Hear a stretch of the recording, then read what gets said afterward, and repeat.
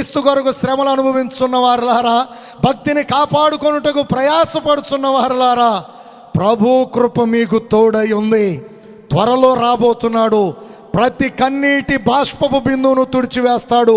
ఆయనే తన మహిమను మన మీద కప్పుతాడు. ఇక ఎండవేడి ఉండదు, చలిగాలి తగులదు.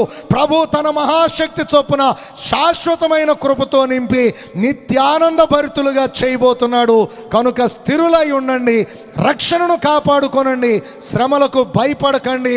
మనందరి నిమిత్తమై మన ప్రభు అయిన యేసు త్వరలో రాబోతున్నారు. ఆయన వస్తున్నారు.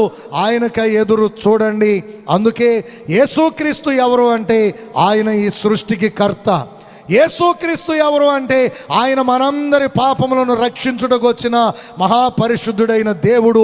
యేసుక్రీస్తు ఎవరంటే అతి త్వరలో రాబోతున్నటువంటి పునరుద్ధాన బలమునిచ్చినటువంటి మహా